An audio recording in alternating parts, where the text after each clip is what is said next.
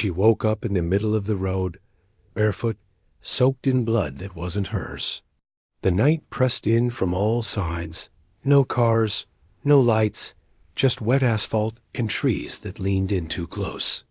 Her heart pounded like a warning she didn't understand. Her hands were shaking.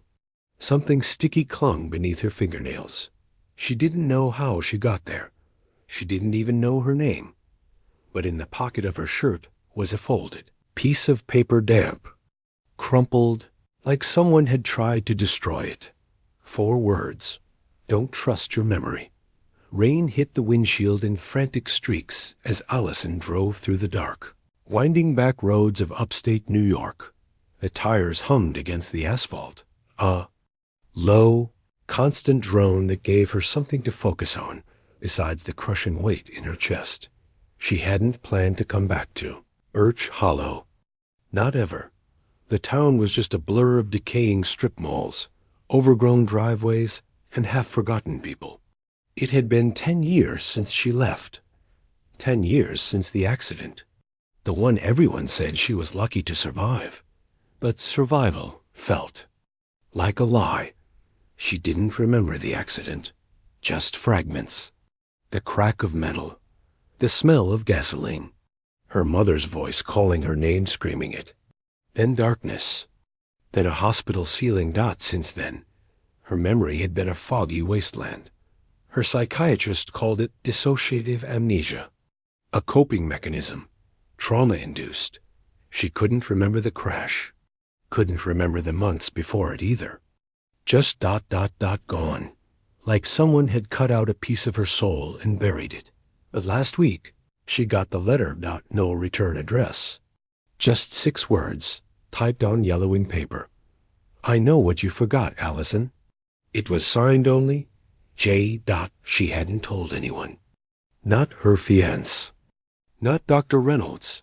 Not even her sister.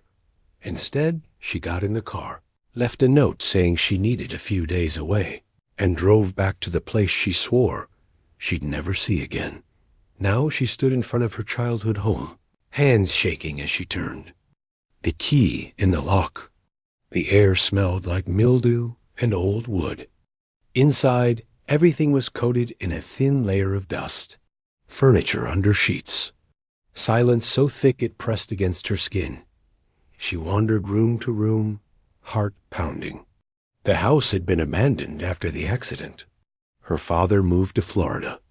No one had lived here since Then she came to the guest bedroom. It was the only room that was clean. Fresh sheets on the bed. A glass of water on the nightstand. A small notebook on the desk. She picked it up. Inside, in neat cursive handwriting. Do not trust him. Memory lies. Start with the photos. A photo was paper clipped to the next page. It showed Allison, maybe. A few months before the crash, standing beside a man she didn't recognize. He was tall, broad-shouldered, with eyes like dark glass. They stood in the woods, smiling. Her arm was around his waist. She flipped the photo over. In the same handwriting. J to 3 weeks before it all burned. Her mouth went dry. She didn't know this man. She had no memory of taking that photo. Something moved outside, a shadow passing across the porch. Allison froze. Then, 3 hard knocks at the front door. The knocks echoed through the empty house like gunshots. Allison didn't move. Her breath was stuck in her throat. Her fingers clenched tight around the notebook. Another knock. Slower this time. More deliberate. Then silence. She crept to the front window and peered through the dust-streaked glass. A man stood on the porch. Late 30s, maybe early 40s. He wore a dark raincoat, soaked through, his hair slicked down against his forehead. He looked straight at the door, not moving, not knocking again. Her heart leapt into her throat. His face. It was him. The man from the photo. She backed away from the window, panic crashing over her in waves. Who was he? Why was he here? She slipped into the kitchen, grabbed a heavy metal flashlight from the drawer. Her hand trembled as she dialed 911 on her phone, but stopped before pressing the call button. If she called the police, what would she even say? There's a man at my door who I don't remember, but I might have loved him before my brain erased. Him? She clicked the flashlight on and edged back toward the front room. But when she looked out the window again, he was gone. No sound, no footsteps, nothing but the rain. The porch was empty. She waited, heart pounding, then slowly opened the front door. The cold night air rushed in, carrying the scent of wet leaves and asphalt. A small envelope lay on the welcome mat. She picked it up with 2 fingers, her pulse thudding in her ears. Inside was a single Polaroid, dated August 4th, 6 days before. The accident. It showed the same man, Jay, holding a baby wrapped in a blue blanket. He was standing in a sunlit room, grinning. Allison was in the background, looking away from the camera. She looked tired. Hollow, scrawled in ink on the bottom edge. You made a choice. You just forgot it. She nearly dropped the photo. A baby? Her chest tightened as a flicker of nausea passed through her. She didn't have a child. She'd never been pregnant. Dr. Reynolds would have told her. Her body would know, right? Unless the sound of her own heartbeat filled her ears. Unless that's what she forgot. She spent the rest of the night curled up on the couch with the flashlight clutched in her lap. Every creak and groan of the old house making her flinch. By morning, the rain had stopped. Mist clung to the ground like ghost breath. She found herself in the attic, digging through old boxes, driven by something she couldn't name. Memory, maybe. Or fear. At the bottom of a dusty storage bin, beneath childhood photo albums and Christmas ornaments, she found a sealed manila envelope labeled in shaky handwriting. Do not open until you're ready. Inside were 3 things. A faded hospital bracelet with her name, a birth certificate for a baby boy, no name listed, just infant Doe. A letter. She unfolded the letter and began to read. Her hands trembled violently by the second sentence, because the handwriting was hers. But she had no memory of writing it. And the first line was, if you're reading this, then you've started to remember what you did. The letter shook in Allison's hands, as if the paper itself carried the tremors from her bones. Her eyes moved over the words, unable to stop even when she wanted to. Allison, if you're reading this, it means your memory has started to unravel. I don't know how much you remember yet, but there are things I need to tell you before someone else does. Things you buried for a reason. 3 weeks before the accident, you gave birth in secret, not at a hospital, at home. You didn't want anyone to know. You said you were protecting him. From what, you never said. You refused to even give him a name. You told me I couldn't tell your family. You wouldn't let me call anyone. You swore you saw someone watching the house, that he would take the baby if people found out. I didn't believe you. I thought it was the sleep deprivation, the hormones. But then one night, you screamed and locked yourself in the nursery. And when I finally broke the door, down. He was gone. Allison dropped the page like it had burned her skin. Her breath came in short, broken gasps. The room spun. No. This wasn't real. She would have remembered that.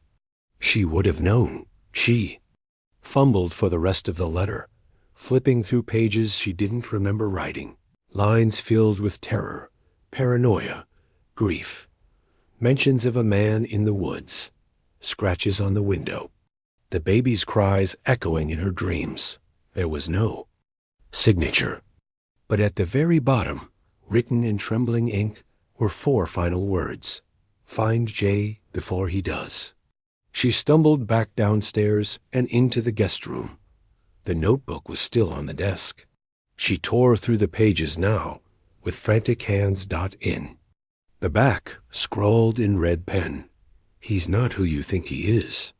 Neither are you. The sound of tires crunching gravel snapped her head up. Someone had pulled into the driveway. She ran to the window. A gray sedan. A man stepping out. Not J. This man was taller. Narrow face, wire-frame glasses. He carried a leather satchel and a clipboard. He knocked twice sharp, precise. Allison Thorne? He called through the door, voice professional. I'm with County Mental Health. You missed your scheduled session with Dr. Reynolds. He asked us to check in on you. She froze. How did they know she was here? She hadn't told anyone where she was going. She'd left no trail unless ... Unless someone had followed her. I'm fine, she called back, trying to steady her voice. I just needed some air. A few days alone. Silence on the other side, Then the man said, Allison ... This isn't the first time you've disappeared.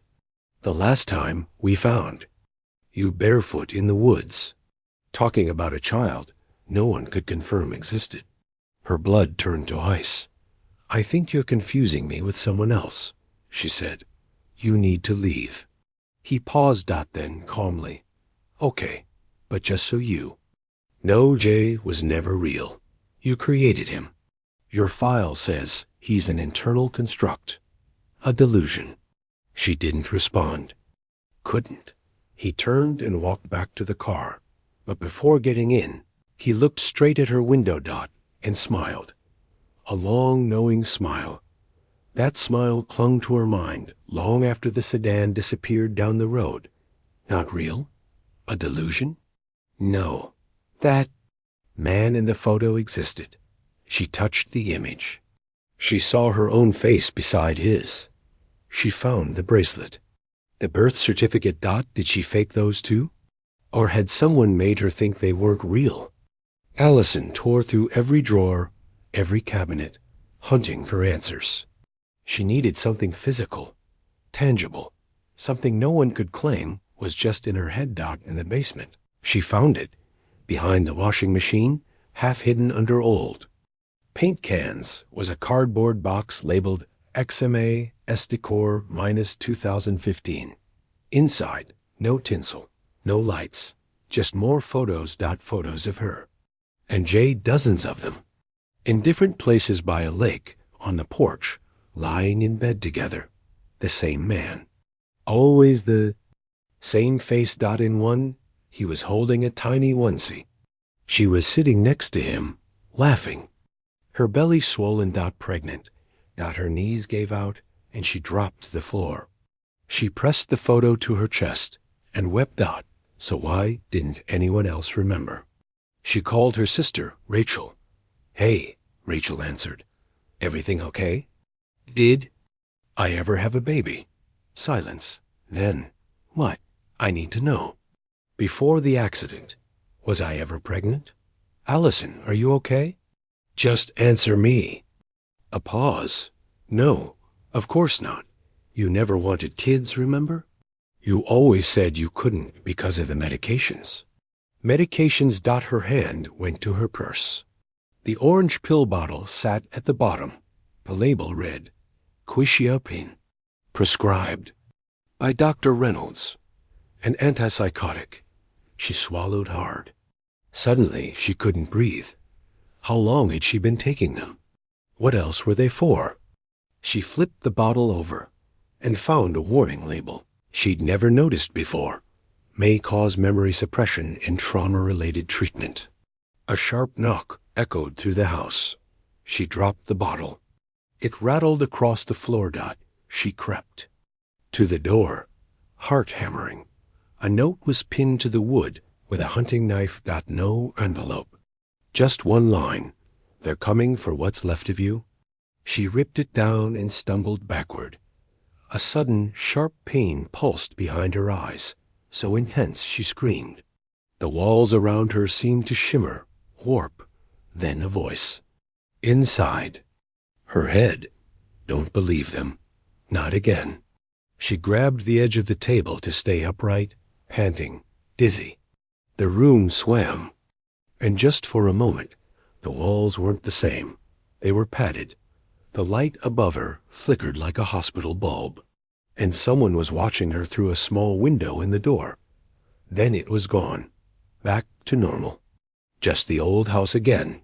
But her knees buckled, because now she knew the truth. Wasn't hiding in the town, it was hiding inside her mind. She didn't sleep. Instead, she sat in the corner of the guest room, knees pulled to her chest, the hunting knife lying across her lap. The note was on the floor beside her, its words seared into her thoughts. They're coming for what's left of you.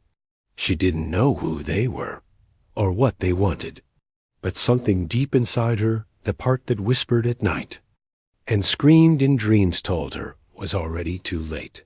The hallucination, if that's what it was, lingered in her mind like smoke. That brief, shuddering glimpse of a padded room, a flickering light, a narrow window. Had she imagined it, or remembered it? Allison waited until dawn before moving again. She shoved the box of photos into her trunk, grabbed the notebook, the letter, the bracelet, everything she could find that proved Jay was real, the baby was real, she was real. She needed answers, not from Rachel, not from Dr. Reynolds, from the one place she'd never dared go. Valewood Psychiatric Hospital. It was a monolith of red brick and barred windows on the edge of town, half forgotten and half feared. She remembered hearing rumors in high school stories about experimental treatments, locked wings, people who checked in and never came out. She parked in the visitor's lot, gripped the steering wheel with white-knuckled hands, and breathed. We're here once. The thought came unbidden. Ice-cold. She stepped inside. The front desk nurse looked up and offered a tight, professional smile. Can I help you? I'm looking for information, Allison said. I think I may have been a patient here years ago. The nurse's smile flickered. Name? Allison Thorne? The woman typed something into her computer, her eyes narrowing. I'm sorry, but I can't release any records without proper authorization or a subpoena. I'm not asking for records, Allison said, her voice shaking. I just need to know if I was ever here. The nurse hesitated and quietly said, Wait here. She disappeared into a back office. Allison's heart pounded in her throat. Minutes passed. When the nurse returned, a man in a white coat followed behind her. He was older, gray hair, narrow eyes. His name tag read, Dr. Heller. Allison, he said gently, would you come with me? Something in his voice twisted her stomach. I just want to know, was I a patient here? He didn't answer. Just gestured down the hallway. She followed him through a set of locked, double doors. The hallway beyond was cold, clinical, the kind of place built to erase people, not heal them. Finally, they reached a room. He opened the door. Inside was a metal bed, a white chair, a small desk, and taped to the wall dozens of drawings. They were childlike, chaotic, crayon, lines scrawled in violent bursts. But one of them made her blood freeze. It showed a woman, her, standing beside a man with no face. In her arms, a baby, crossed out in red ink. Dr. Heller watched her. You were here, Allison, he said, but Jay was never real. None of this was real. She shook her head, backing away. I have the photos. I have proof, fabrications, created during your episodes. You've been here 3 times. Each time after going off your meds. Each time telling the same story. No, that's not true. You've never had a child. Her vision blurred. The walls pressed in. The drawings seemed to shimmer, pulse. But if that's true, she whispered, then who's leaving me the notes? Dr. Heller paused. Then said, we never sent anyone after you. Allison stared at him. And for the first time, she realized he was lying. She ran. Down sterile hallways, past ghost white walls and faces that blurred into shadows. Dr. Heller's voice chased her down the corridor low. measured, calm, like someone trying to reel in a wounded animal. But she didn't stop. She burst out of the hospital and into the gray morning. The sky hung low and heavy, like it knew what she did single quotes T dot back in her car. She dumped the contents of her bag across the seat-scattered photos, the bracelet, the notebook, the birth certificate. She stared at them, at her own handwriting, at the faces captured in each photo. Fabrications? Maybe. But then why did her body react like it remembered? Why did her chest ache like something had been ripped from it? She drove back to her childhood. Home, tires shrieking against the wet asphalt. Rage and dread swirling in her veins. The house loomed in the morning mist, an old rotting thing full of secrets. She walked in without hesitation now, and headed straight for the yacht. Nursery. It was the one room she'd avoided until now. The door creaked open. The air inside was still.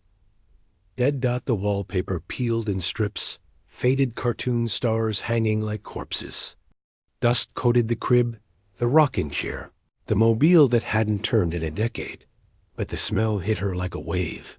Powder, milk, baby lotion. Faint, but real. She stepped inside, heart pounding. Then something clicked. She turned. The closet. Door creaked open an inch. She crossed the room slowly. One hand on the hunting knife she tucked into her waistband. Inside the closet, tucked behind old blankets and a broken humidifier, was a small wooden box. Locked. She smashed it open with the flashlight. Inside, a pacifier, wrapped in plastic. A folded onesie, yellow with faded ducks, and a cassette tape.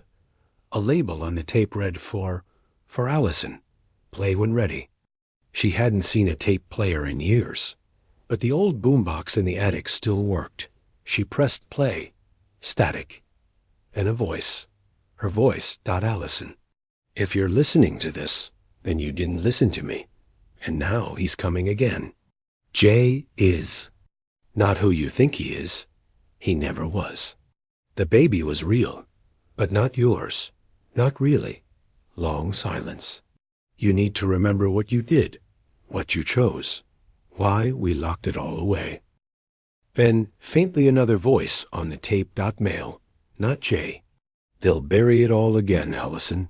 But this time, you won't come back. The tape clicked off. She sat in silence. Her hands trembled. A sound creaked from downstairs. She grabbed the flashlight, knife in hand, and moved slowly toward the stairwell. A voice rose up from the bottom of the stairs. Warm. Familiar. Allie? It's me. Come downstairs. Her blood froze. Jay. She stepped forward slowly, barely breathing. But something stopped her, because that voice wasn't exactly right. It sounded like Jay, but not quite. And something deep inside her, older than thought, began screaming. She stood at the top of the stairs, the knife clenched in her shaking hand, the voice drifting up like honey dipped in poison. Come on, Allie, let's finish this. Her fingers tightened around the banister. Jay. He was here. He was real. Except she knew that wasn't his voice. Not really. It mimicked his tone, his cadence, but it was off. Hollow, like something wearing his voice, like a mask stretched over. Something rotten underneath. She took a step back. Show me your face. She screamed down the stairwell. Silence. Then footsteps. Slow, deliberate. Climbing toward her. She didn't wait. She turned and bolted back to the nursery, slamming the door behind her, jamming the old dresser in front of it. The footsteps stopped. Just outside. Allison, the voice whispered now. Right at the door. You don't need to be afraid. You chose this. She backed into the corner, heart pounding so hard she thought it might burst. You came to me, the voice continued. You begged me to take the memory, to take him. You said you couldn't live with what you'd done. Allison screamed, You're not real. But even as she said it, her knees buckled. because the memories were starting to return, not as dreams, not as fragments, as truth. 10 years ago, the baby cried. She hadn't slept in 3 days. Her skin itched from the inside. Jay stood at the door, silent, useless. Her mother's voice echoed in her head. You were never meant to be a mother. She picked up the baby, rocked it, but the crying didn't stop, and something in her snapped. 1 second she was holding him. The next he was gone. Water. She saw water. Rippling. A scream. Her own. She had drowned her son, not out of hate, not out of malice, out of desperation. A moment of madness. A psychotic break triggered by postpartum psychosis. The diagnosis no one ever gave her in time. Jay had found her afterward, soaked, hysterical, clutching a soaked blanket. He had covered for her, hid what she did, earned the nursery, earned himself. From her memory. With the help of Dr. Reynolds, with the help of drugs. They fabricated the crash, the coma, the memory loss. Everything, because she had begged them to, and they had buried the truth so deep, even her soul couldn't find it. Violent pounding shook the door. Allie, the voice snarled. It's time to come back. You can't run from this anymore. She looked at the knife in her hand, then at the cassette tape, at the photos, at the baby blanket. Still damp with imagined guilt, she took a breath and walked to the door. The dresser aside, opened it. No one stood there. Just the hallway, empty, silent. As if nothing had ever come. She walked down the stairs, out the door, into the cold morning light. She didn't run this time. She remembered. The truth had finally come, not in blood, not in revenge, not in ruin. 1 year later, the video ends on a small room in Valewood. Allison sits at a table, staring out the window. No drugs now, no lies, just memory. She turns to the camera. He wasn't a monster. I was. Postpartum psychosis affects 1 in 1,000 mothers. It is treatable. If caught in time, sometimes the scariest stories are the ones we bury.